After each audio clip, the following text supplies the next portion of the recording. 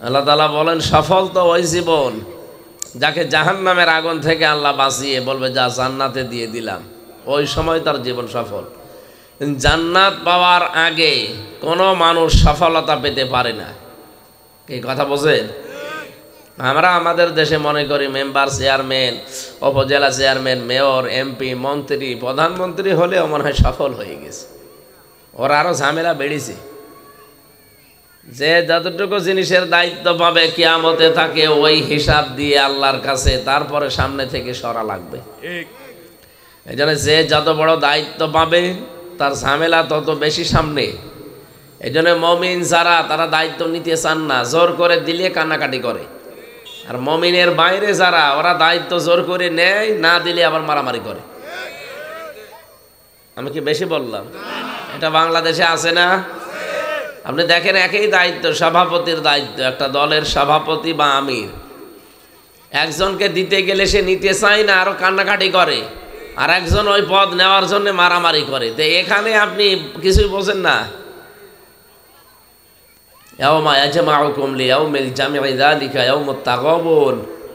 আসল হার জিত হবে কিয়ামতে। যাকে আল্লাহ মাফ করে বলবে যা তোরে আমি সব মাফ করে দিয়েছি, তোর আর কোনো হিসাব নেই, তোরে আমি আমার বানানো বাগান আছে, জান্নাত আছে, দিয়ে দিলাম, ওই লোকটার জীবন সফল ওই সময়, এর আগে সফল না। হ্যাঁ, আর একটা অর্থ আছে, যাকে আল্লাহ আস্তে আস্তে জাহান্নামের কাজগুলো ছেড়ে দেওয়ার তৌফিক দেয় আর জান্নাতের দিকে কাজের জন্য আস্তে আস্তে এগিয়ে দেয়, এই লোকটার জীবন সফল। আপনি এখন ভাবেন যে আপনি জাহান্নামের কাজগুলো আস্তে আস্তে ছেড়ে দিতে পারেন, জান্নাতের কাজগুলো কি আস্তে আস্তে এগিয়ে যেতে পারেন? না, পারেন না। কারণ আপনি আগেও সুদ খেতেন, এখনও সুদ খান। এই যে টাকা ছেড়ে রাখে, টাকা আসে, 1000 টাকা দিলে 200 টাকা বেশি দেয়, এই সিস্টেম নেই দুনিয়ায়? এই এলাকায় আছে? বেশি আরো মানে এইটা আপন মায়ের সাথে জেনা করার গুনাহ হবে। আপনি যাই মনে করেন যে খারাপ কথা বললেন কেন, খারাপ কথা না, এটাই হাদিসে আছে। যারা 4 আনা পয়সা পরিমাণ সুদ খাবে তারা মায়ের সাথে জেনা করবে। আপনি কত খাচ্ছেন? 1000 টাকা দিয়ে 200 টাকা, না এই এলাকায় আরো কম, আরো বেশি, লাখে 40। হিসাব করে বলেন তো আপনি কতবার নিজের মায়ের সাথে ঘর সংসার করেছেন? এটা মুখে আনাও পাপ না? অথচ এই কাজ এখানে অনেক মানুষ করছে, আপনি নিজেই বললেন। এই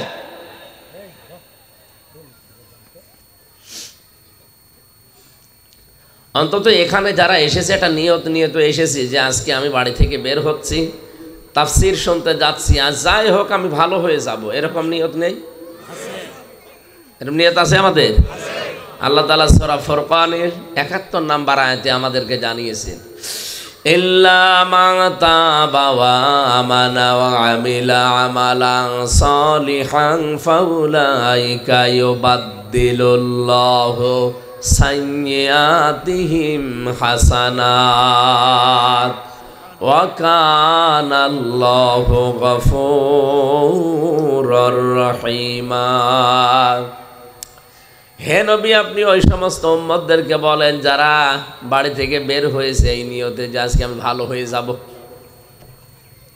আমি আজকে যা করেছি এতদিন আজকে তওবা করব, আমি সত্যি আজকে ভালো পথে আসব, আমি নিয়ত করে ফেলেছি, তওবা করি, এখন থেকে ভালো ভালো কাজ যেটা আছে ওই কাজে আঞ্জাম দেব, আল্লাহ রাসূলের নিষিদ্ধ কোনো কাজে আমি আর পা বাড়াবো না সুযোগ থাকলেও। রাব্বুল আলামিন বলেন ফাউলাইকা ইউবাদদিলুল্লাহ, এই মানুষগুলোই তারা। এখানে ফা আছে, উলাইকা আছে।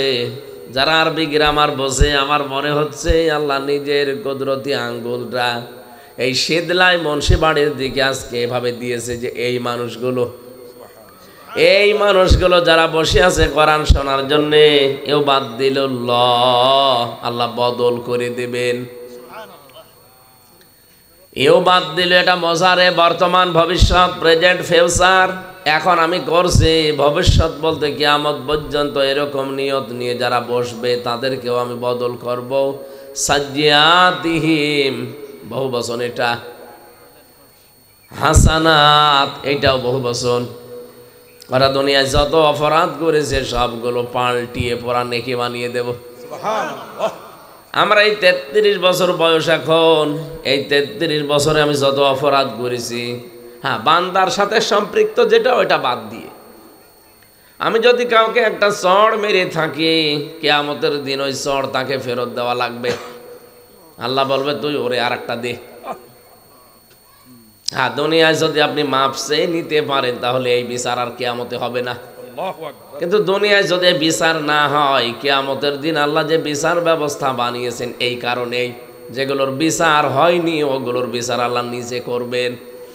দুইজনকে সামনাসামনি দাঁড় করিয়ে বলবেন তোর একটা থাপ্পড় দিয়েছিল, তুই তো দুনিয়ায় দুর্বল ছিলি, কিছু বলতে পারিস নাই, এদের দে থাপ্পড় দে। তখন মন মতো আপনি থাপ্পড় দেবেন। আল্লাহ জিজ্ঞাসা করবে হয়েছে, বলবে হ্যাঁ ঠিক আছে, বলবে এবার যা। আমি কি বেশি বানিয়ে বলছি? সব তাফসিরের কথা।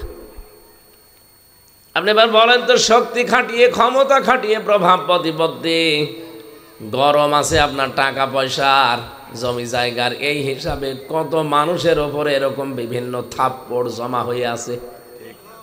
কি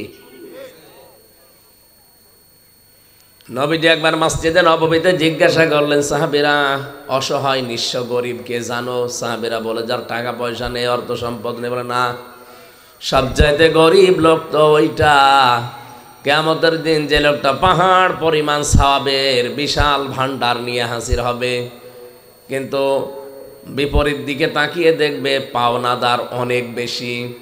হঠাৎ কেউ এসে বলবে আমার 2 বিঘা জায়গায় জাল দলিল করে একটু বাড়িয়ে নিয়েছিল, ওইটা আমি ফেরত চাই। বলে এখানে তো আর জমি জায়গা টাকা পয়সা নেই, এর সওয়াব আছে, দিয়ে দিলাম কিছু, যা। কিছুক্ষণ পরে আর একজন এসে বলবে যে আমার মেয়ে বিয়ে করার সময় যৌতুকের টাকা নিয়েছিল। নাকি এ দেশে নেই? যৌতুক যারা নিয়েছেন যদি জীবদ্দশায় মেয়ের বাবাকে ফেরত দিয়ে না থাকেন, কিয়ামতে এটা ফেরত দেওয়া লাগবে। আপনি কি ইয়ার কি মনে করেন?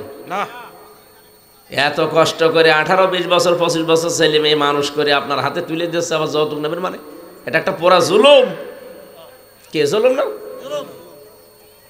আর জুলুমের বিচার তো কিয়ামতে সর্বপ্রথম আল্লাহ শুরু করবেন। হত্যাটা হয়ে গেলে এই জুলুমেরটা তাফসিরে হাক্কানির ভেতরে এসেছে কিয়ামতে সর্বপ্রথম বিচার হবে হত্যার, এরপরে জুলুমের।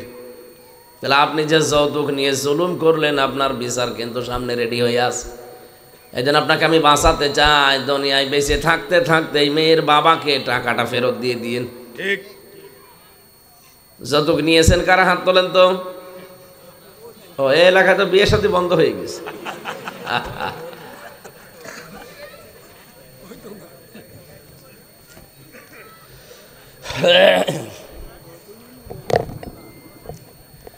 বিয়ে শাদী যদি বন্ধই হয়েছে থাকে, তাহলে ছেলে মেয়ে আসছে কি আসমান থেকে?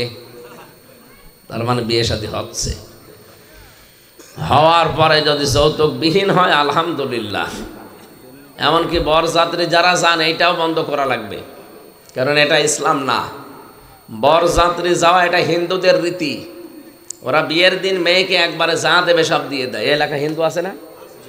আপনি দেখবেন খোঁজ খবর নিয়ে, বিয়ের দিনে যা দেবে সব একবারে মেয়েকে দিয়ে দেবে, পরবর্তীতে আর কিছু দেওয়া লাগে না। ওদের ধর্ম ওইটা। আমাদের ধর্ম কি এরকম?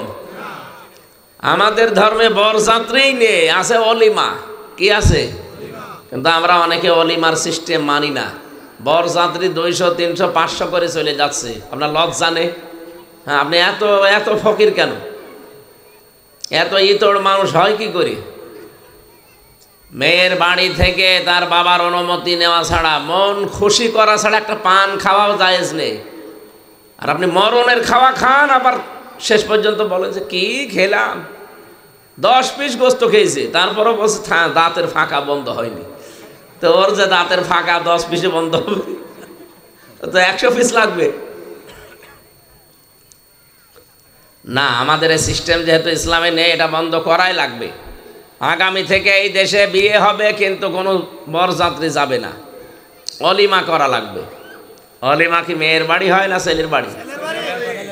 করবেন তো এটা, নাকি সামিয়ানা পর্যন্ত শেষ? মানবেন ইনশাল্লাহ এই বিধানটা? আমার তো ছেলে নেই, খালি মেয়ে, আমার বাঁচা লাগবে না? এই জন্য বারবার বলছে না জিনা মানে আমার তো বাঁচা লাগবে। যেই লোকটা এভাবে যৌতুকের টাকা পয়সা নিয়ে খুব আরামে দুনিয়ার জীবন কাটিয়ে গেলেন, আপনি কিন্তু একটা ঋণী হয়ে থাকলেন। কিয়ামতের দিন ওই মেয়ের বাবাকে এই ঋণ আপনাকে শোধ দেওয়া লাগবে। টাকা পয়সা তো নেই, ওই জায়গায় দেবেন কি? সওয়াব দেওয়া লাগবে। দিতে দিতে দেখা যাচ্ছে এখনো পর্যন্ত পাওনাদার অনেকে লাইনে দাঁড়িয়ে আছে। তারা বলবে রব্বুল আলামিন আমি তো কিছু পেলাম না, তার সওয়াবও নেই, দেবে কি? তুই এক কাজ কর, তোর যে গোনা আছে মাথার উপর তুলে দে। নবীজি বলেন শেষ পর্যন্ত ফেরেশতাদেরকে আল্লাহ বলবেন ধরে খেয়ে খোঁজো ফাগল্লো সম্মাল জাহিমা সাল্লো সুম্মা ফি সিলসিলাতিন দারউহা সাবউনা দিরাআন ফাসলুকু। একে ধর জাহান্নামের ভেতরে নেওয়া লাগবে, তো এমনি এমনি নেওয়া যাবে না, শিকল দিয়ে বাঁধ। আল্লাহ শিকলের বর্ণনা দিয়েছেন জিরান সাবউন 70 গজ। কুমিল্লাবাসী একটা মানুষকে বাদ দেখি 70 গজ শিকল লাগে? 1-1.5 হাত হলেই তো হয়ে যায়। এত বড় শিকলের কথা কেন বললেন? কিয়ামতে কোটি কোটি মানুষ থাকবে, ওর মাজা থেকে শুরু করে মাথা পা পর্যন্ত পুরা শিকলে আল্লাহ পেঁচিয়ে বলবে যে এবার টানতে টানতে নিয়ে যা। দুনিয়ায় বহু মানুষের সম্মান দিত, ইন্নাকা আনতাল আজিজুল কারীম। ফেরেশতারা ওর দিকে তাকিয়ে বলবে ভালো সম্মান পেতে দুনিয়ায় অনেক সম্মানিত ছিলে, আজকে একটু মজা চাকো, কেমন লাগে দেখো। ঊর্ধ্বমুখী করে তাকে জাহান্নামে ফেলবে। এই জন্য আমি প্রথম পয়েন্টটাই বলেছিলাম যে হ্যাঁ, দুনিয়ায় হক্কুল ইবাদ যদি নষ্ট করে থাকেন কোনো মানুষের, তাহলে ওইটা আল্লাহ কিন্তু মাফ করবে না। বাকি যত অপরাধ আল্লাহ কেন্দ্রিক আপনার আছে, নামাজ পড়েননি, হজ করেননি, জাকাত দেননি, না জাকাত আবার মানুষের, এই জাকাতটা হবে না, রোজা রাখেননি, এগুলোর জন্য যদি আল্লাহ পাকের কাছে বলেন আল্লাহ আমি সত্যি আজকে থেকে ভালো হয়ে গেলাম, এরকম নিয়ত করে আজকের এই শীতলায় ময়দানে বসলে পেছনের এই 33 বছরের অপরাধ আল্লাহ সব মাফ করে পুরা জায়গাটা ফাঁকা হয়ে যাবে, ওইটা নেকি দিয়ে ভরাট করে দেবেন। এইরকম নিয়ত আমাদের আজকে আছে না? দ্বিতীয় পয়েন্টটাও মানা লাগবে যে হক্কুল ইবাদ যেগুলো নষ্ট করেছেন এইগুলো আস্তে আস্তে ফেরত দিয়ে দেবেন। যখন বুঝবেন যে আমি আস্তে আস্তে জাহান্নামের কাজ সব ছেড়ে দিতে পারছি, জান্নাতের কাজের দিকে আস্তে আস্তে এগিয়ে যেতে পারছি, আগে সুদ খেতাম এখন আমি ছেড়ে দিয়েছি, আগে ঘুষের টাকা নিতাম এখন আমি ছেড়ে দিচ্ছি, তখন বুঝবেন আল্লাহ আপনাকে ভালোবাসা আরম্ভ করেছি। আমি যেটা বোঝাতে চাই পর্যন্ত এসে, কোরআনে কারীম যেহেতু কিয়ামতের ময়দানে আল্লাহ নিজে অনুষ্ঠান করে শোনাবেন, ওই ময়দানে যারা আমরা একটু শ্রোতা হিসাবে জায়গা পেতে চাই, ওই সফলতার জন্য আজকের এই অনুষ্ঠানটা যেন কার্যকারী ভূমিকা পালন করে। এখানে আসা আমার উদ্দেশ্য এই যে এখান থেকে আমি বড় জায়গায় যেতে চাই। কথা বলে ঠিক কিনা? আমি যদি ছোট অনুষ্ঠানেও না আসি, তে বড়টায় আমি ধরবো কি করি?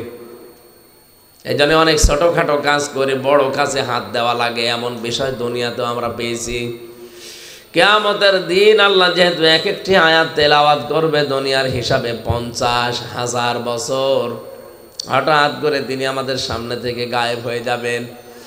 মানুষ সব চিল্লা পাল্লা আরম্ভ করবে, আল্লাহ কেবল দেখলাম, কতক্ষণ কই চলে গেলেন? ফেরেশতারা আওয়াজ দেবে আল্লাহর বান্দা 70 বছর এক একটা আয়াত তেলাওয়াতে কেটে গেছে, টের পাওনি। দুনিয়ায় যদি কিছুই না পায়, হ্যাঁ অনেকের স্ত্রী অবাধ্য, এই এদিকে তাকান, অনেকের স্ত্রী অবাধ্য আছে, তাকে জ্বালা যন্ত্রণা দেয়, সহ্য যদি করে চলতে পারেন, আপনার এই সহ্য করার কারণে আল্লাহ আর একটা সুখ, আর একটা নিয়ামত আপনার জন্য বরাদ্দ রেখেছেন। যাদের স্ত্রী অবাধ্য, কথা শুনতে চায় না, খালি স্বামীকে কষ্ট দেয় কারণে অকারণে, যদি ধৈর্য ধারণ করে চলতে পারেন, আলাদা একটা নিয়ামত আপনার জন্য আল্লাহ রেডি করে রাখবে। যেটা যার বউ ভালো তাকে আল্লাহ ওটা দেবে না, কারণ আপনি তো সহ্য করে আছেন। আমি একটা ঘটনা পড়েছিলাম কিতাবে, একজন আল্লাহর বুজুর্গ বান্দা, লোকজন তার কাছে মুরিদ হওয়ার জন্যে, শিক্ষা নেওয়ার জন্যে আসে বিভিন্ন দূর থেকে। একজন এসেছে, ডাক দিয়ে বলেছে যে আপনার স্বামী কোথায়, যে অমক কোথায়। এমন গালি দিয়েছে মহিলা, বলছে আল্লাহ আমি আসলাম আল্লাহর বুজুর্গ বান্দা মনে করে, আরে বাড়ির বউটা এ কি বলে। মানে ওই স্বামীকে এত যাচ্ছে তাই বলে গালি দিয়েছে যা মুখে উচ্চারণ করা অসম্ভব না। কিছুক্ষণ পরে দেখে, যদিও ঘটনা সত্য কিনা জানি না, কিন্তু আমি পড়েছি এক জায়গায়, বাঘের পিঠের উপরে খড়ি বা লাকড়ি যাই বলেন, কাঠ বোঝাই করে দিয়ে সাপ একটা হাতে নিয়ে চাবুক হিসাবে ব্যবহার করে আসতেছে বাড়ির দিকে। দৃশ্য দেখে এ লোকটা নিজে ভয়ে যে ওর পা চেপে ধরেছে, হুজুর আমারে মাফ করেন। কেন আপনার হাতে কি, মানে সাপ, কি করবেন, এই যে চাবুক এইটা, আর সামনে কি বাঘ, বাঘের পিঠের ওপরে আপনি কি চাপিয়েছেন, আমার খড়ি লাকড়ি। আমি জঙ্গলে কাঠ কেটে হালাল রুজি উপার্জন করে খাই, তা আসার সময় দেখি আমার হাতে চাবুকও নেই, আমার ঘোড়াটাও কোথায় যেন চলে গেছে। এখন আমি নিয়ে আসবো কিসে করে বিশাল বোঝা। জঙ্গলের বাঘকে আমি ব্যবহার করেছি আমার এই ঘোড়া হিসাবে। আপনি এত কঠিন কঠিন কাজ সাধ্য করলেন কি করে, মানে কেন বাড়ি এসে কিছু টের পাওনি? হ্যাঁ পেয়েছি। আমি বাড়িতে এসেই দেখি আপনার নামে গালিগালাজ করে আপনার বউ। আমরা সারা দেশের মানুষ আপনাকে এত বড় উপরের আল্লাহর ওলি মনে করি, আর আপনার বউ আপনাকে গালি দেয়। আল্লাহর বুজুর্গ বান্দা ডাক দিয়ে বলে, দেখো এইটার কারণে আল্লাহ এই সাপকে আমারে লাঠি হিসাবে ব্যবহার করার ক্ষমতা দিয়েছে। সাপ কোনোদিন লাঠি হয়, চাবুক হয়, তো সবল দেওয়ার কথা, কিন্তু আল্লাহ আমার তাবে করে দিয়েছে, অনুগত করে দিয়েছে বাঘ পর্যন্ত। একটাই কারণ এই স্ত্রীর পক্ষ থেকে যত জ্বালা যন্ত্রণা আমি পেয়েছি পাচ্ছি, সব আল্লাহর জন্য আমি হজম করছি। এই জন্য দুনিয়াতে যাদের বউ খারাপ, একটু ধৈর্য সহ্য করে যদি একটু মানিয়ে নিতে পারেন, আপনার জন্য আলাদা কোনো নিয়ামতের ব্যবস্থা আছে। এটা তারা পাবে না যাদের বউ একেবারে রাবিয়া বসরির মতো না, তাদের জন্য নেই। আমি কথা বোঝাতে পেরেছি? এমন বউ মন মতো না, বউ খারাপ আচরণ করে, এরকম কারা আছেন হাত তোলেন তো। এই এলাকায় তো কিছুই নেই, ছাতা সব তো আল্লাহর ওলি বসে আছে, আলহামদুলিল্লাহ। যাক, আমরা কোরআনে কারিমের সূরা আলে ইমরান 14 নম্বর আয়াতটা পড়েছি।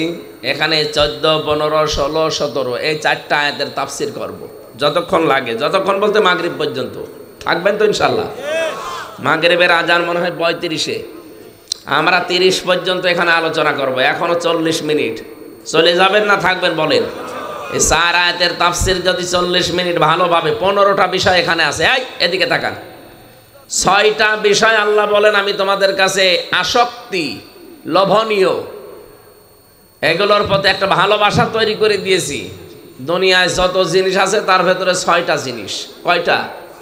যদি এগুলোকে কন্ট্রোল করে রাখতে পারো, দুনিয়ায় পরিমিত ব্যবহার করে থাকতে পারো, তাহলে 3টা পুরস্কার তোমাকে আমি দেব।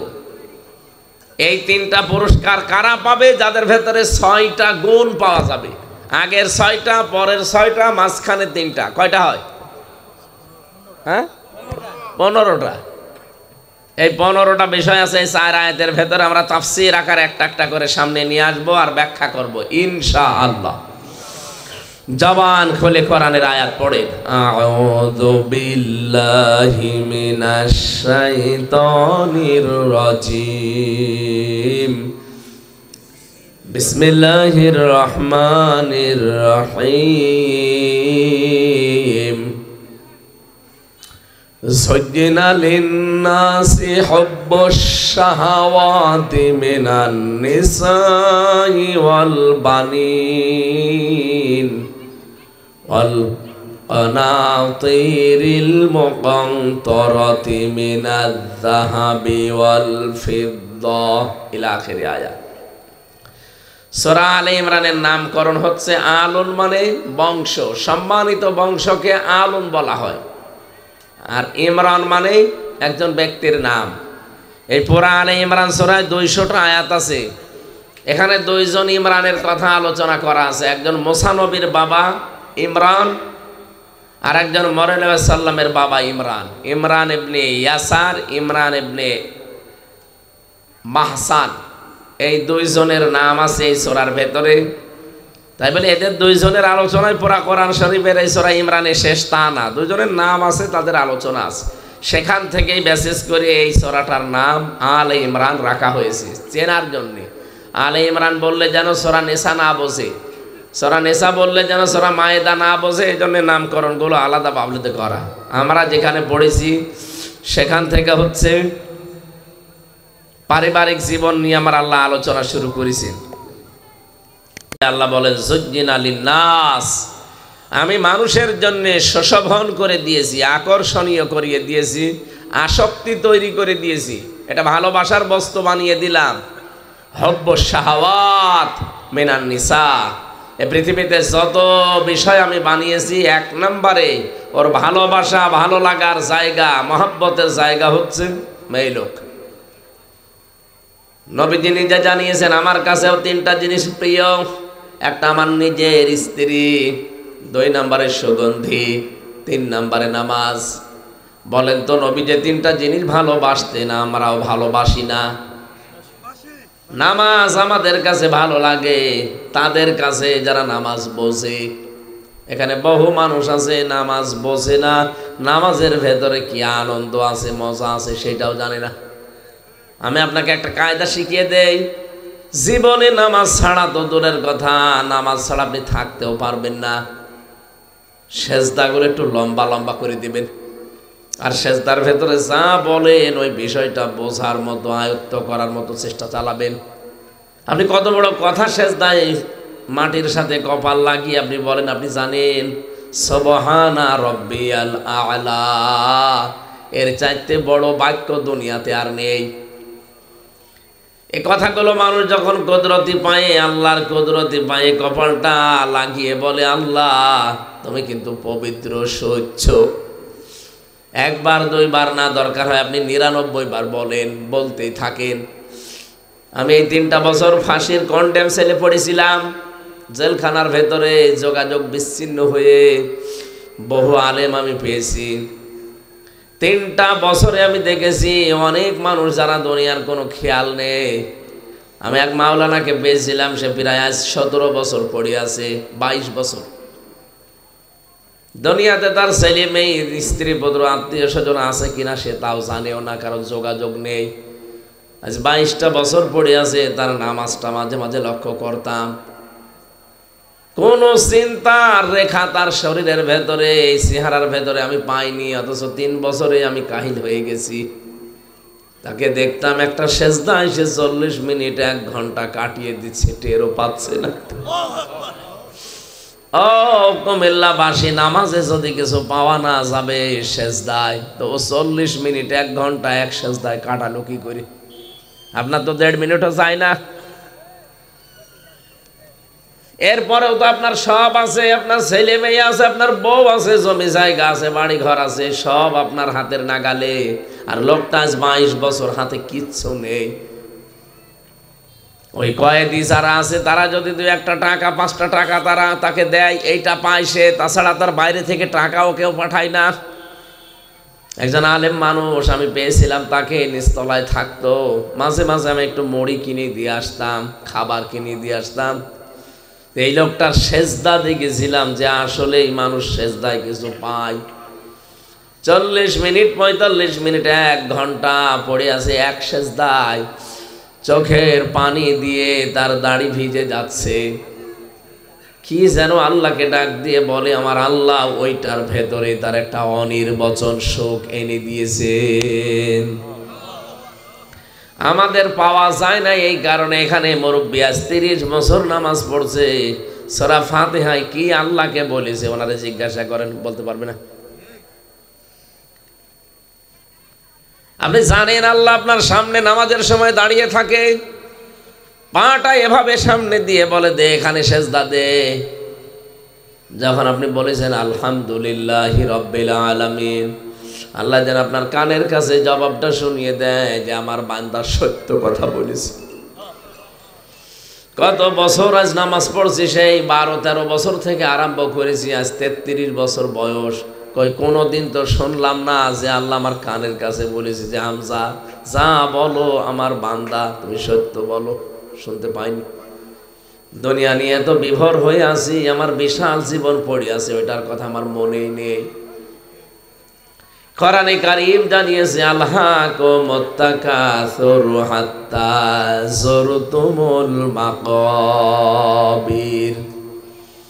বেশি বেশি পাওয়ার জন্য দুনিয়ার সব মানুষেরা ব্যতিব্যস্ত হয়ে আছে, মহাচ্ছন্ন হয়ে গেছে। যতক্ষণ কবরের মাটি না পাবে ততক্ষণের এই আশা ফুরাবে না। মানুষ যত বুড়ো হয় দুইটা জিনিস বাড়ে, একটা বেঁচে থাকার আকাঙ্ক্ষা বাড়ে যে আরো বেশি দিন বেঁচে থাকবো, 2 নম্বরে সম্পদ আদি সন্তান আদি এগুলোর আসক্তি বাড়ে যে আরো হোক। কথা বোঝে? মানুষ বৃদ্ধ হয়ে গেলে তার শরীর হয়তো দুর্বল হয়, কিন্তু দুইটা জিনিস যৌবন পায়, তার আশা যে আরো বেশি দিন বাঁচবো, আরো বেশি দিন দুনিয়ায় থাকবো, এটা আরো শক্তিশালী হয়। 2 নম্বরে আরো বেশি বেশি পাবো, আরো বেশি বেশি হবে, এইটা তার আরো বেশি শক্তিশালী হয়। তখন আসল যেটা ওইটা দুর্বল হয়ে যায়। আপনি যেটার জন্য বেঁচে থাকবেন আপনার শরীর সেটাই তো দুর্বল হয়ে যাচ্ছে, কিন্তু আশা আর আকাঙ্ক্ষাটা দুর্বল হয় না, ওটা দিন দিন শক্তিশালী হতে থাকে। বিশ্বনবী জানিয়েছেন এই শক্তিশালী বিষয়টাকে দুর্বল করার জন্য 2টা ঔষধ আল্লাহ পাঠিয়েছেন। একটা কোরআনে কারিমকে পড়া, বুঝে বুঝে পড়া, আর 2 নম্বরে মরণের স্মরণ করা। আল্লাহ এই ঔষধগুলো যেন আমাদের কাজে লাগানোর তৌফিক দেন, বলেন আমিন। তাহলে নামাজের ভেতরে নবীজি বললেন আমার কাছে ভালো লাগে, এমনি না, তিনি নামাজ পড়তে পড়তে পা ফুলে ফেটে যেত। আর আমাদের পা ফোলা না, 1.5-2 মিনিটের বেশি আমাদের নামাজের সময় যায় না। ঠিক। বাংলার মানুষেরা নামাজে অনেক শান্তি আছে। যার যত মন পরিষ্কার হবে তার নামাজ তত আনন্দ লাগবে।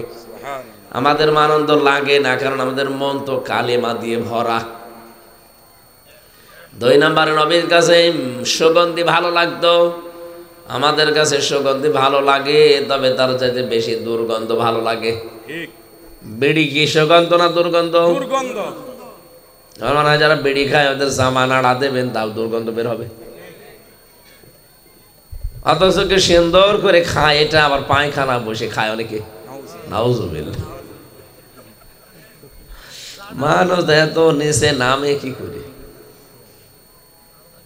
পৃথিবীর একটাই খাবার আছে যার শরীরের উপরে লেখা থাকে যে আমাকে খাবেন না, খেলেই ক্যান্সার হবে, লেখা থাকে না? এর বড়ও মানুষ ওইটা কিনে খায়, এটাও টাকা দিয়ে। ধরে এমন কেন বিস্কিট আছে যে বিস্কিটে লেখা আছে আমাকে খাবেন না, খেলেই ক্যান্সার হবে। যদি ওইরকম লেখা থাকে মানুষজন দোকানদারকে পিটাবে, বলবে তোর বিস্কুট তুই খা। অথচ কত দোকানে বিড়ি সিগারেট পড়ে আছে, টাকা দিয়ে কিনে খাচ্ছে, উপরে লিখে দিয়েছে প্যাকেটের গায়ে এটা খেলে ক্যান্সার হয়। এটা ছেড়ে দেন ভাই, এটা বদ অভ্যাস, এটা হারাম। আপনাকে আমি সরাসরি বলছি না, কিন্তু এটার বদ অভ্যাস। মানুষের শরীর গন্ধ হয়ে যায়, যে মুখ গন্ধ হয়ে যায় ওই দুর্গন্ধ মুখ নিয়ে কোরআন পড়া যায় না। সুতরাং এটা ছেড়ে দেবেন। 3 নম্বরে নবীজি জানিয়েছিলেন আমার কাছে আমার স্ত্রী খুব ভালো লাগে। আমার স্ত্রী জাওজাতি, আমার স্ত্রী। আমাদের কাছে স্ত্রী ভালো লাগে, তবে নিজেরটা বাদ দিয়ে অন্যেরটা। কি আমি বেশি বললাম? কত মানুষ এখানেও বসে আছে, নামাজও পড়ে, তাহাজ্জুদও পড়ে, এদিকে পরকীয়া প্রেম চালিয়ে যাচ্ছে। হয়তো নিজের ভাবির সাথে লাইন আছে, প্রতিবেশীর স্ত্রীর সাথে লাইন আছে, অথবা বিবাহিত কোনো মহিলার সাথে লাইন করে উনি 180 মাইল বেগে চালাচ্ছে। আবার সামনে আসতেছে 14ই ফেব্রুয়ারি, এটা বিশ্ব বেহায়া দিবস।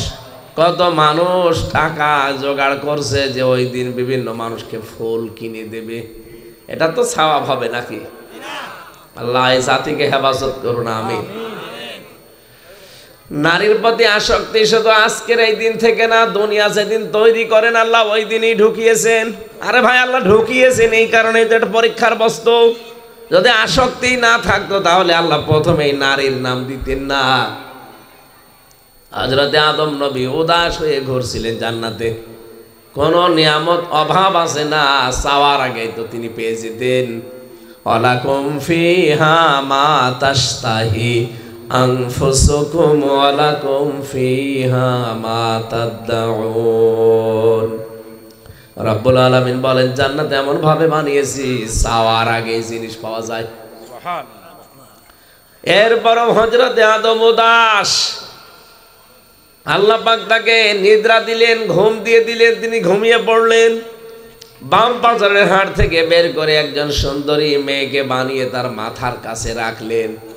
হযরত আদম ঘুম থেকে উঠেই বললেন, মা আনতি, কি আপনি? কে আপনি বলেননি, বলেছেন কি আপনি, কারণ এখানে তো এরকম কোন জিনিস কোনোদিন দেখেনি। আপনি কি জিনিস? হযরতে আদম নবীর স্ত্রী হাওয়া আলাইহিস সালাম, আমাদের আদি মাতা, তিনি বলেছিলেন, আমি একজন নারী। কি কাজ আপনার? মেয়েটা জবাব দিয়েছে, লিতাসকুনু ইলাইহা, আমি আপনার সাথে বাস করতে চাই। হযরতে আদম আলাইহিস সালাম হাওয়ার দিকে এবার তাকিয়ে বলছেন, আমি রাজি আছি। কারণ হাওয়া আলাইহিস সালামকে আল্লাহ এত সুন্দর করে বানিয়েছেন, তামাম দুনিয়াতে এত সুন্দরী মানুষ আর পাঠাবেন না। মুখের এই কাটিংটা আল্লাহ নিজের হাতে সর্বপ্রথম বানানো। আদম আলাইহিস সালামের বডিটা তো আল্লাহ ফেরেশতাদেরকে দিয়ে বানিয়েছে, শুধু এই মুখের এই স্ট্রাকচারটা আল্লাহ নিজের হাতে বানিয়েছে।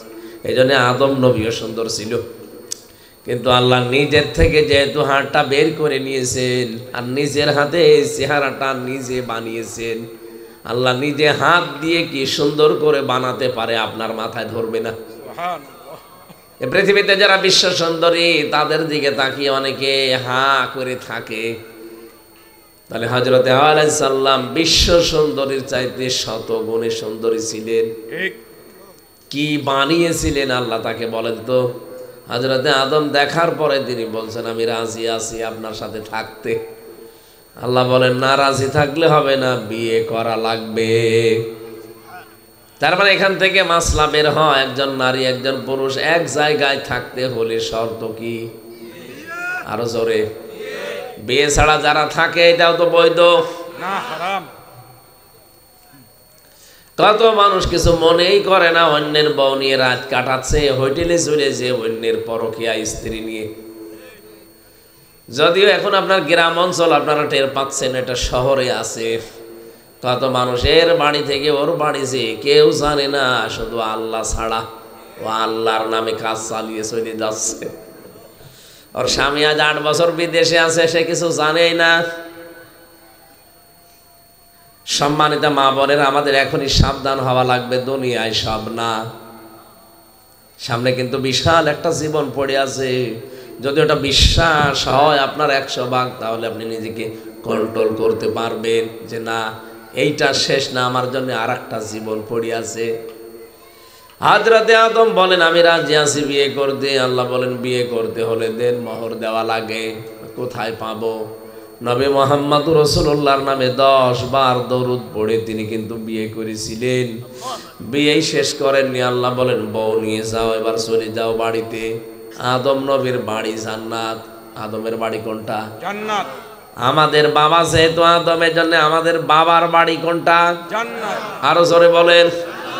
এখান থেকে প্রমাণ দিয়েছে মুফাসসিরিন ইকরাম, বিয়ে করে বউ নিয়ে বাবার বাড়ি যাওয়া লাগবে। অথচ কত আল্লাহর ওলি আছে বিয়ে করে ঘর জামাই থাকে, নাকি এই লেখাই নেই? আপনি আমার ঘর জামাই না তো? হ্যাঁ, ঠিক আছে। বহু মানুষকে আমরা দেখি বিয়ে করে বউ নিয়ে যাবে বাবার বাড়ি, না, ও নিজে সহ থেকে যাচ্ছে। এই যে আজ নারী অধিকারের কথা বলা হয়, দুনিয়া তৈরি করার পরেই আমার আল্লাহ পাক নারীর অধিকার কত বেশি দিয়েছেন। আপনি তাকান কোরআনে সূরা বাকারায়, ওয়াকুলনা ইয়া আদামুসকুন আনতা ওয়া যাওজুকাল জান্নাতা وكلا منها رغدا حيث شئتما রব্বুল আলামিন বলেন, হে আদম, বউ নিয়ে চলে যাও বাড়িতে, কিন্তু সাবধান, নিজে যা খাবে ওই মানের খাবার, ওই মানের পোশাক স্ত্রীকে খাওয়ানো লাগবে, পরানো লাগবে। তাই নারীর অধিকারের চাইতে আবার আপনি কি চান? আজ যারা নারী পক্ষ, নারী স্বাধীনতা আন্দোলন, নারী বিপ্লব পরিষদ, নারী মুক্তি পরিষদ, 13টা সংগঠন কাজ করছে এই দেশে, আপনি একটা সংগঠনের কার্যক্রম দেখান যারা নারীর অধিকার ফিরিয়ে দিতে পেরেছে। আল্লাহ যে অধিকার দিয়েছে ওরা যদি জানতো ওইটার জন্য আন্দোলন করতো।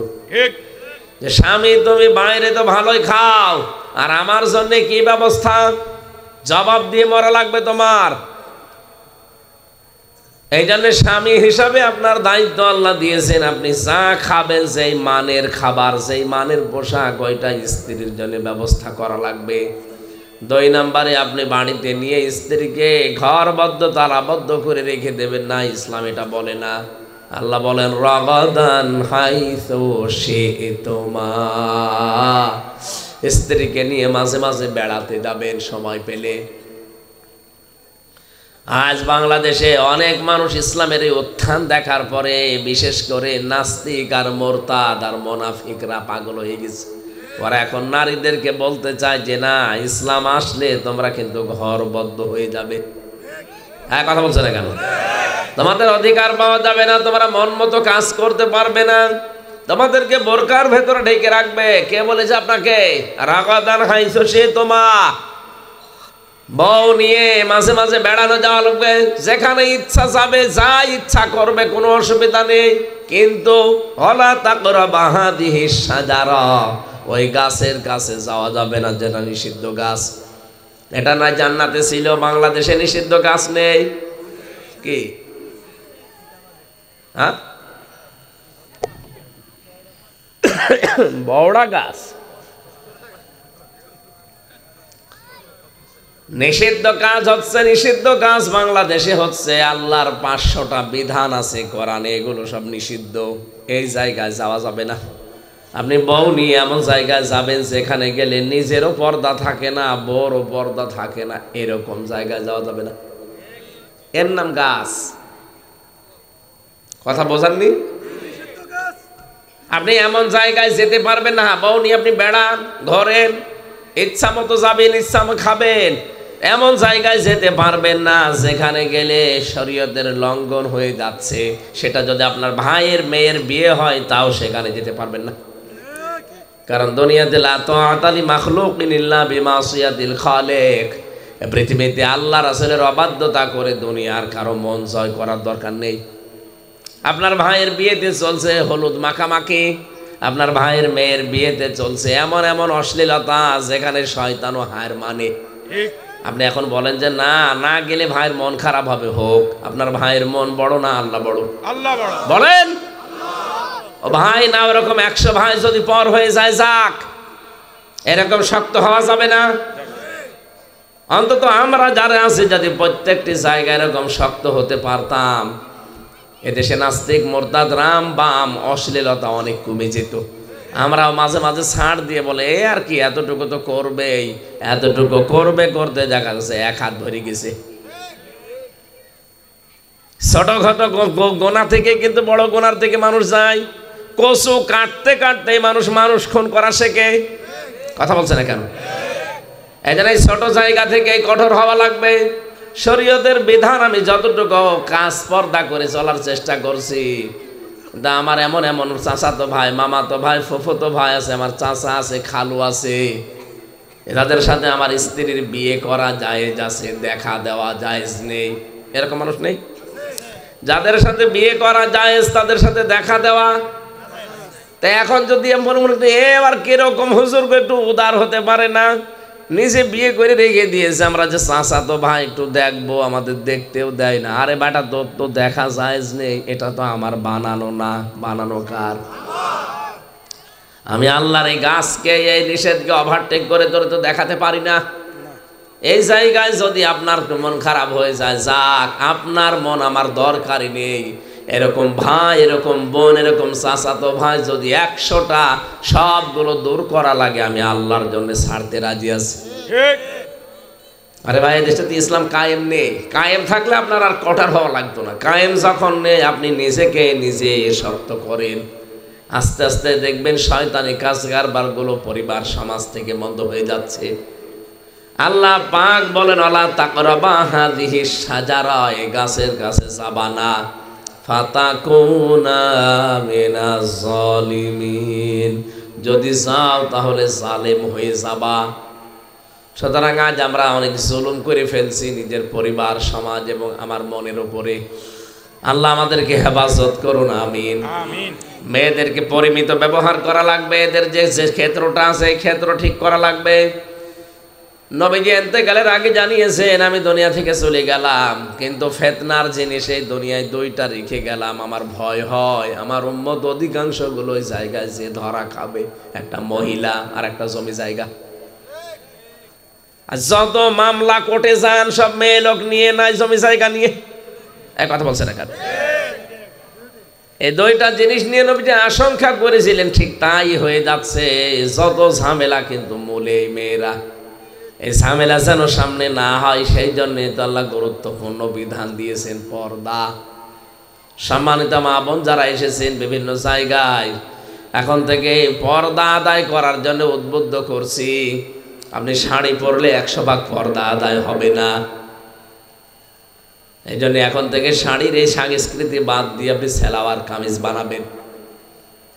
শাড়ি পরে যদি নামাজও পড়েন, রুকু দিতে গিয়ে, সেজদা দিতে গিয়ে যদি শাড়ি একবার মাথা থেকে পড়ে যায় আর চুল যদি বের হয়ে যায়, আপনার নামাজ সঙ্গে সঙ্গে নষ্ট হয়ে যাবে। এই জন্য মেয়েদের সর্বোত্তম পোশাক সালোয়ার কামিজ। এক কথা বোঝেন? গুরুত্বপূর্ণ কথাগুলো বলছি, বাড়ি যেয়ে মিলাবেন এগুলো। শাড়ি থাকলে শাড়ি অন্যকে, যারা গরিব মানুষ, দিয়ে দেন। দরকার কেটে কুটে অন্য কিছু করুক। আপনি চাইলে মেয়ে যারা আছে, বউ যারা আছে, বোন যারা আছে, এদেরকে সালোয়ার কামিজ পরানো আরম্ভ করেন। হাত পর্যন্ত হাতা থাকবে। শুধু কালো বোরকা পরে বাইরে বের হবে কেন? ওই জিনিস পরেও তো বাইরে বের হওয়া যায়। সালোয়ার কামিজ যদি হাত পর্যন্ত এরকম হাতা থাকে, পা পর্যন্ত লম্বা থাকে, ওপরে ওড়না দেবেন, মাথাটা ঢেকে দিয়ে, বুকটা ঢেকে দিয়ে, এই তো হয়ে গেল। খরচও কম হবে, ফরজ পর্দাও আদায় হবে। ওই 1000-1500 টাকা দিয়ে শাড়ি না কিনে এই 450-500 টাকা দিয়ে এটা করলে আমার মনে হয় আমরাও বেঁচে যেতাম। আমরা বেঁচে যেতাম না? ওদেরও নামাজ আদায় হইতো। আল্লাহ মেয়েদেরকে একটু একটু বোঝার তৌফিক দিন। ওরা আকাশ সংস্কৃতির সমস্ত দেখে দেখে ওরা যে পোশাক আশাক গুলো পরে, ওইটা বলে স্বামীকে যে এইটা কিনে দাও, আমার পাখির ড্রেস দাও।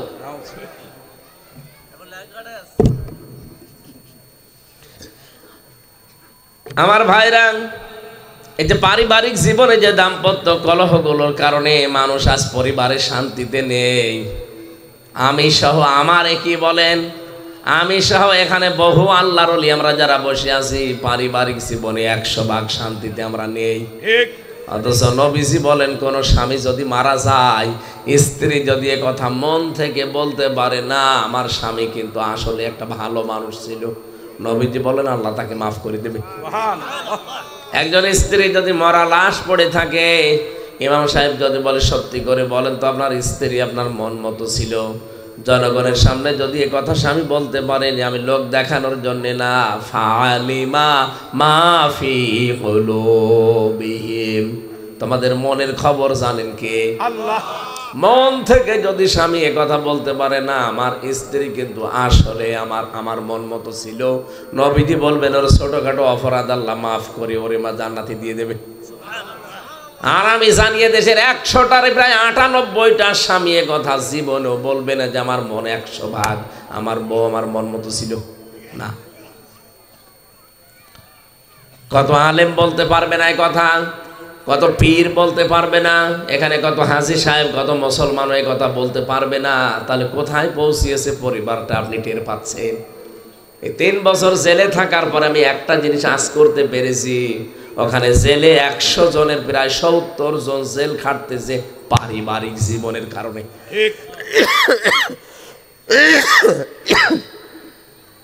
এই জন্য বসে বসে অনেকগুলো বিষয় লিখেছিলাম পারিবারিক জীবন নিয়ে, সেটা এখন বাইরে এসে বই করেছি।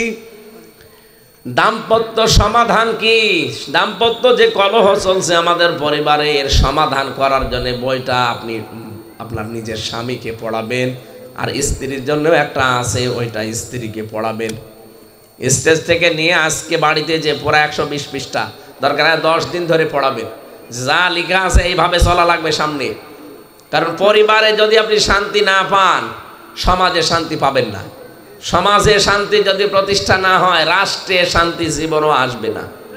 এজন্য প্রত্যেকটা মানুষ দেখবেন কাবা শরীফে যে রুকনে ইয়ামিনি থেকে হজরে আসওয়াদ, এই জায়গাটা পার হওয়ার সময় একটা দোয়া পড়ে, রব্বানা আতিনা ফিদ দুনিয়া হাসানা। হে আল্লাহ, দুনিয়ায় হাসানা দাও। দুনিয়ার হাসানা কি? উত্তম স্ত্রী। দুনিয়ার হাসানা কি? উত্তম স্ত্রী।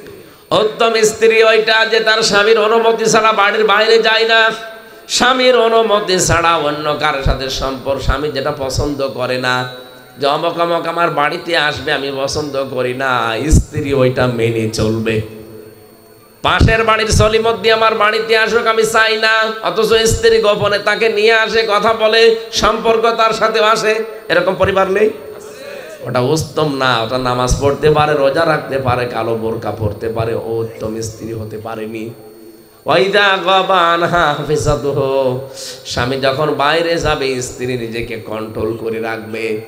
অতআইনু আলা দীনি যাওজাতিহা, স্বামী যখন দিনের কাজে থাকবে, মানবতার কাজে থাকবে, স্ত্রীর উচিত হচ্ছে ওই স্বামীকে পেছন দরজা দিয়ে সাপোর্ট দেওয়া, সময় দেওয়া, উদ্বুদ্ধ করা। সম্মানিত মা বোন কোথায় কোথায় আছেন আমি জানি না, ভালো করে শোনেন।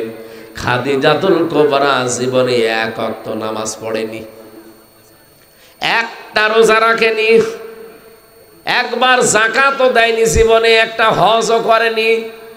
অথচ আল্লাহ নিজে জান্নাতে ঘর বানিয়ে তার জন্য পাঠিয়ে দিয়েছেন। পৃথিবীতে একজন মহিলা যার জন্য জান্নাতে আল্লাহ ঘর বানিয়ে স্বয়ং সুসংবাদ পাঠিয়েছেন জিবরাইলকে দিয়ে। সুবহানাল্লাহ।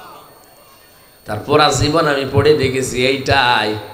তিনি আর যাই করেছেন উনি পাননি, এগুলো নামাজ পাননি, রোজা পাননি, হজ পাননি, যাকাত পাননি, কারণ ইন্তেকালের পরে এই বিধানগুলো সব নাজিল হওয়া। জীবনে একটা বিষয় পাওয়া গেছে, উনি স্বামীকে উদ্বুদ্ধ করতেন দিনের জন্যে। নিজের যত সম্পদ ছিল সব স্বামীর জন্য তিনি উজাড় করে দিয়েছিলেন।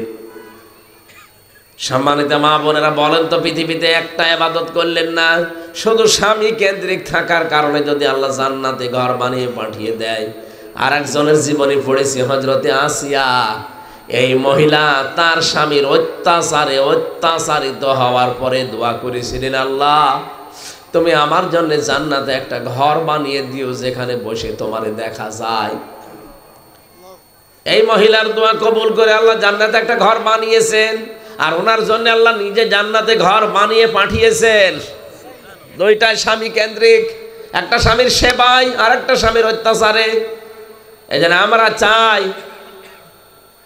আপনি যখন বাইরে যাবে স্বামী, তখন আপনার লজ্জাস্থান সহ আপনার যা আছে পরিবারে, স্বামীর সন্তান, স্বামীর সম্পদ আপনি হেফাজত করে রাখবেন। স্বামী যদি দিনের কাজে, ইসলামের কাজে, মানবতার কাজে থাকে, তাকে আসিয়া খাদিজার মতো সাহায্য করবেন। কিয়ামতের দিন হয়তো খাদিজার সাথে আপনাকে আল্লাহ জান্নাত দিয়ে দিতে পারেন। স্ত্রী এটা পরীক্ষার জিনিস, বিশাল পরীক্ষাটা আমাদের জীবনে।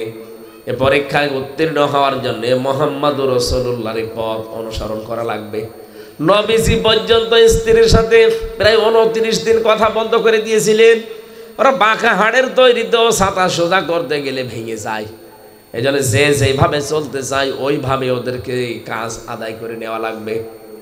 অন্তত যদি মনে হয় যে কিয়ামতে এর আমার দরকার নেই, তাহলে মাঝে মাঝে নামাজের পরে দোয়া করবেন, আল্লাহ দুনিয়ায় তো কপালে দিয়েছো, অন্তত ভালো হয়ে ব্যবহার করার তৌফিক দিও। এই মরণের পরে যেন এই জঞ্জাল আমার কপালে আর না আসে। কি এরকম বহু স্বামী আমরা আছি, এই কথা বলছে না কেন? দুনিয়ায় তো দিয়েছে, এই যতদিন আছে অন্তত সময়টা কেটে যাক, মরণের পরে এই জঞ্জাল যেন আল্লাহ তুমি আমার কপালে আর দিও না। এরকম দোয়া অনেক স্বামী করে না? এইরকম দোয়া যদি কোনো স্বামী কোনো স্ত্রীর বিরুদ্ধে করে থাকে, ওই স্ত্রী কপাল পোড়া। যদি আপনার স্বামী এটা চায় হযরতে রাসূলুল্লাহর মতো, মাঝে মাঝে হযরতে খাদিজার ইন্তেকালের পরে তিনি চলে যেতেন কবরে, পাশেই তো কবরস্থান দেখেছি, কবরে যে দোয়া করতেন, রব্বুল আলামিন কিয়ামতের কঠিন ময়দানে হয়তো বাবা ছেলের পরিচয় দেবে না, স্বামী স্ত্রীর পরিচয় দেবে না, কঠিন ওই ময়দানে হাসরে যেন আমি আমার খাদিজাকে ভুলে না যাই। কি করেছিলেন স্ত্রী হিসাবে স্বামীর জন্য? অন্য কোন স্ত্রীর নাম তো বলেননি, এই একটা মহিলার নাম কেন বললেন? কি করেছিলেন বলেন তো মা বোনেরা?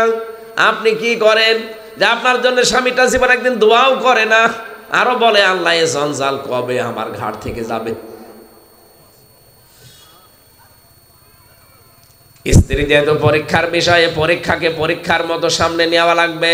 আমি সহ যারা এসেছি আমাদেরকে আল্লাহ পরীক্ষায় উত্তীর্ণ হওয়ার তৌফিক দেন, বলেন আমিন।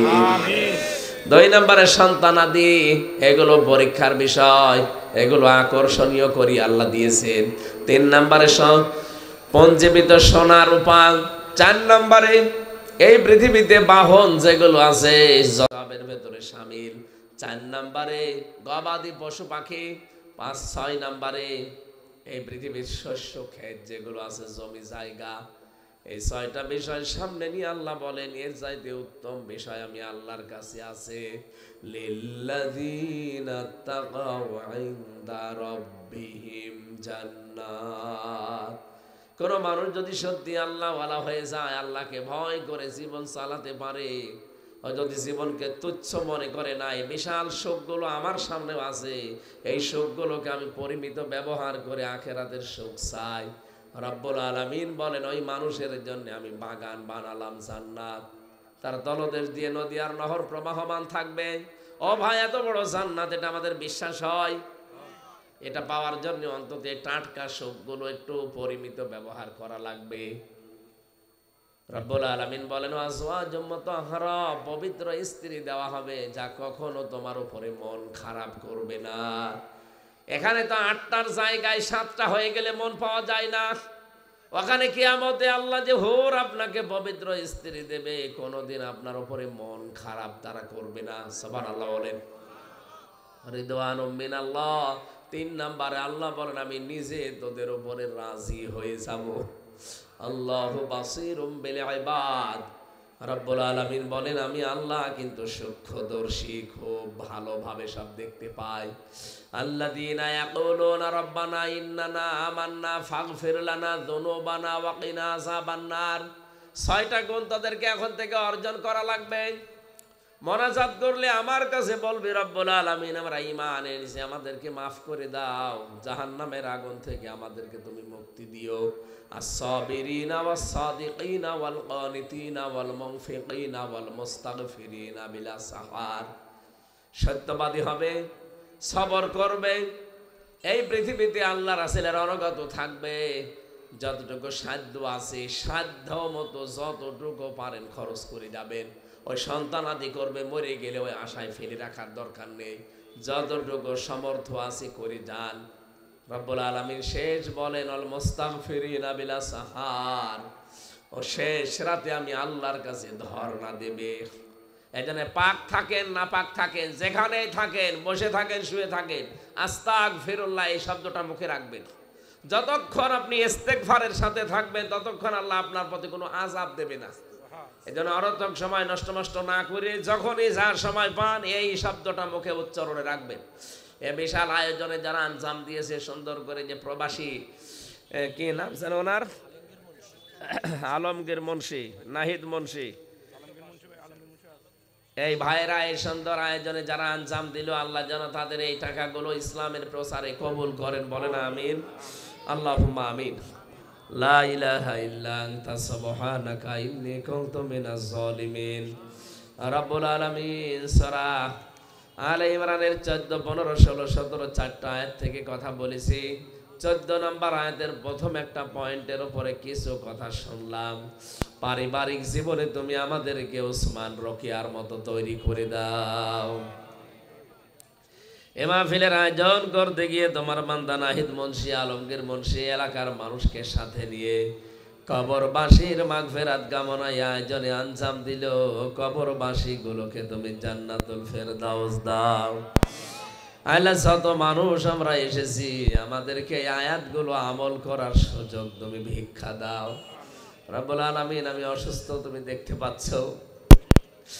3টা বছর জালেমের জেলখানায় ওরা আমার উপরে যে অত্যাচার করেছে, আমার শরীর স্বাভাবিক হচ্ছে না। মেহেরবানি করে তুমি আমাকে আগের অবস্থায় ফিরিয়ে দাও। আমার শরীরটাকে তুমি ভিক্ষা দাও। মুক্ত জীবনে যখন ফিরিয়েই দিয়েছো, নয়তো তুমি জেলখানায় রেখে দিতে পারতে। মুক্ত জীবনে যখন ফিরিয়েই দিয়েছে 3টা বছর পর, আল্লাহ তুমি আমার কণ্ঠটা ছেড়ে দাও, আমার শরীরটাকে তুমি শেফায়ে কামেলা আজেলা নসিব করো। আমিন। ওইদা মারিতে তো ফাহুয়া ইয়াশফিন। আমাদের জাতির পিতা ইব্রাহিম দোয়া করেছিল, আমি যখন অসুস্থ হই আল্লাহ আমাকে শেফা দান করে। আমরাও সন্তান হিসাবে এই দোয়াই করছি, আল্লাহ আমরা যখন অসুস্থ হই তুমি তো শেফা দাও। মেহেরবানি করে আল্লাহ তুমি আমার শরীরের যত রোগ আছে দূর করে দাও। সম্মানিত মা বোনরা বিভিন্ন জায়গায় যারা বসে আছে, খাদিজার মতো, আয়েশার মতো বানাও। এলাকায় কবরবাসীদেরকে আল্লাহ তুমি হযরতে ওসমানের মতো শান্তি দিয়ে দাও। আমিন। কত মানুষ কত নিয়তে হাত তুলে আমিন আমিন করে। আল্লাহ আমাদের বিশ্বাস, আকালা রাব্বুকুম উদউনি আস্তাজিব লাকুম। তুমি জানিয়েছো যে আমাকে ডাকো, আমি ডাকের সাড়া দেব। আমরা তো মন থেকে ডাকি, আল্লাহ তুমি আমাদের মাফ করে দাও। সূরা আলে ইমরানের 14 নম্বর আয়াতটা সত্যি যেন আমরা আমল করতে পারি সেই সুযোগ করে দাও। আলহামদুলিল্লাহি রাব্বিল আলামিন, লা ইলাহা ইল্লাল্লাহু মুহাম্মাদুর রাসূলুল্লাহ। ঐতিহ্যবাহী উত্তর সিদলাই মনসেবাড়ি যুব সমাজ এবং এর উদ্যোগে কবরবাসীর মাগফিরাত কামনা 31তম বাৎসরিক ওয়াজ মাহফিল।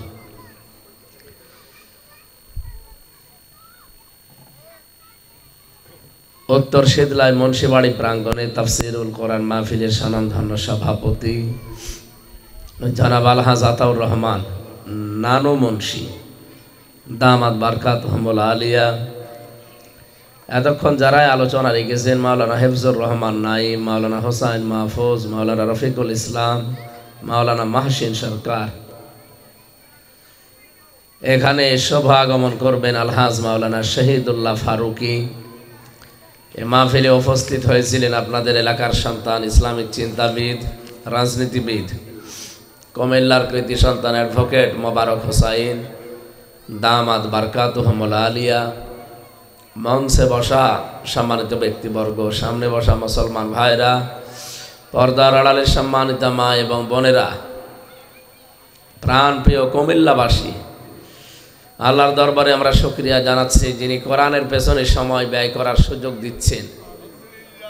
পৃথিবীতে যে সময়টুকু কোরআনের পেছনে ব্যয় হবে, কিয়ামতে ওই সময়ের জবাব দেওয়া লাগবে না। সুতরাং আজকে মুসাফির অবস্থায়, অসুস্থ অবস্থায়, মাজলুম অবস্থায় আছি এখনো। আল্লাহ রাব্বুল আলামিন যেন সারাটা জীবন কোরআনের পেছনেই ব্যয় করার তৌফিক দেন। আমিন। 1722 নম্বর হাদিস মুসলিম শরীফের। নবীজি নিজে জানিয়েছেন, এই পৃথিবীতে যখন কোরআন পড়া হয় আল্লাহ রাব্বুল আলামিন সব কিছুকে বাদ দিয়ে কোরআনে কারিমের দিকে এত বেশি মনোনিবেশ করেন, অন্য কোনো কাজে তিনি এত বেশি মনোনিবেশ করেন না। কোরআন যখন তেলাওয়াত হয়, নবী বলেন আমি যখন পড়তাম আল্লাহ নিজে তখন শুনতেন। সুবহানাল্লাহ। নিজে নাজিল করেছেন, নিজেই শুনতেন। এর ভেতর একটা আলাদা মোহ আছে। শুধু আল্লাহ নিজে শোনেননি, নবী মুহাম্মদুর রাসূলুল্লাহ নিজে শুনতেন। তার উপরে যদিও নাজিল হয়েছে, ওবাই ইবনে কাব রাদিয়াল্লাহু তাআলা আনহু সুন্দর কণ্ঠের অধিকারী ছিলেন। নবীজি নিজে তার মুখ থেকে বলতেন পড়ো। উনি মাঝে মাঝে বলতেন নবী আপনার উপর নাজিল হয়েছে আর আমি পড়বো মানে? বলে হ্যাঁ তুমি পড়ো, আমার খুব ভালো লাগে। আর কোরআন এই জন্য শুনতে যারা এসেছেন, এটা কিন্তু একটা খেলাচোরা ইয়ারকি মারার জায়গা না, এটা ইবাদত। মানুষ কম হোক, মানুষ কম বেশি এটা ম্যাটার নয়, কি বলা হচ্ছে, কোথা থেকে বলা হচ্ছে, এইটাই আসল বিষয়। এই জন্যে এখানে মানুষ যদি 2 জনও হয়, তাও আমরা কোরআনের কথা ওই ধাঁচেই বলবো যেখানে 2 লক্ষ মানুষ হলে যা বলতাম। সুতরাং আল্লাহ যেন আমাদের মুখ থেকে হেদায়েতমূলক কথাগুলো বের করে দেন। সকলে বলেন আমিন। কোরআনে কারীম শোনার জন্য আল্লাহ কিছু নির্দেশ দিয়েছেন আমাদেরকে। ফাস্তামিউ লাহু ওয়া আনসিতু। যখন কোরআন শুনতে চাও, 1 নম্বরে চুপ থাকবা, 2 নম্বরে মনোযোগ সহকারে শুনবা। শুধু শুনবা না, সামিয়া দিতেন তাহলে, ফাস্তামিউ দিয়েছেন। আল্লাহ পাক বলেন শুধু শুনলে তো এমনিই কথা শোনা হয়, কিন্তু কোরআন শুনতে হলে মনোযোগ দিয়ে শোনা লাগবে। মনে হচ্ছে যে এখানে আল্লাহ নিজে তেলাওয়াত করে শোনাচ্ছে। জান্নাতের ভেতরে এরকম একটা অনুষ্ঠান আল্লাহ নিজে করবেন, আর নিজেই থাকবেন সভাপতি। বিশ্বনবীকে বানাবেন প্রধান অতিথি। হযরতে দাউদ আলাইহিস সালাম তার কণ্ঠ দিয়ে কোরআনে কারীম তেলাওয়াত করে অনুষ্ঠান উদ্বোধন করবেন। পড়বেন কি? সূরা তাহা। যারা জান্নাত পাবে তারা থাকবে শ্রোতা, অন্য কাউকে সেখানে ঢুকতে দেবে না। আল্লাহ বলবেন লাদাইনা মাজিদ, তোমরা কি যা চাওয়ার যা পাওয়ার সব পেয়ে গেছো? বলে আল্লাহ আমাদের আর কিছু চাওয়ার নেই। বলে না, ওয়ালাদাইনা মাজিদ, আমার কাছে আরো আছে, আমার কাছে আরো আছে। কি সেটা? সেইটাই কোরআনের অনুষ্ঠানটা। এই অনুষ্ঠানে যাকে তাকে আমি ঢুকতে দেব না, টিকিট কেটে ঢোকানো হবে। আজকে তো এখানে যার মন যেভাবে আছে ঢুকে পড়তেছে। কোরআনের এই অনুষ্ঠানে আল্লাহ শুধু জান্নাতি মানুষ ছাড়া আর কাউকে ঢুকতে দেবেন না। আমতাজুল ইয়াউমা আইয়ুহাল মুজরিমুন, আল্লাহ তাআলা বলবেন পাপিষ্ঠ যারা, তারা এখান থেকে দূর হয়ে যা, আলাদা হয়ে যা। আমাদের নবী যিনি মুহাম্মদুর রাসূলুল্লাহ সাল্লাল্লাহু আলাইহি ওয়াসাল্লাম, তিনি সূরা রহমান তেলাওয়াত করে শোনাবেন। সর্বশেষ সভাপতির যে বক্তব্য, আমাদের আল্লাহ আমাদের মালিক, যে কোরআনের দিল বলা হয় সূরা ইয়াসিন, সেইটা তিনি এক একটা আয়াত বান্দা বান্দীদের সামনে তেলাওয়াত করে করে শোনাবেন। 50 আলফা সানা মিম্মা তাউদ্দুন। আল্লাহর কণ্ঠে এক একটি আয়াত শুনতে সময় লাগবে 50,000 বছর। ওই অনুষ্ঠানে আল্লাহ যেন আজকের এই অনুষ্ঠানে আসার কারণে, ওই গুরুত্বপূর্ণ অনুষ্ঠানে আমাদের একটু শ্রোতা হিসাবে জায়গা করে দেন। আমিন। তাহলে জীবন সাকসেস হয়ে যাবে ইনশাআল্লাহ। ওখানে যদি একবার আমরা শ্রোতা হিসাবে স্থান পেয়ে যাই, আর জাহান্নামে যাওয়া লাগবে না। ফামান যুহজিহা আনিন নার ওয়া উদখিলাল জান্নাতা ফাকাদ ফাজ।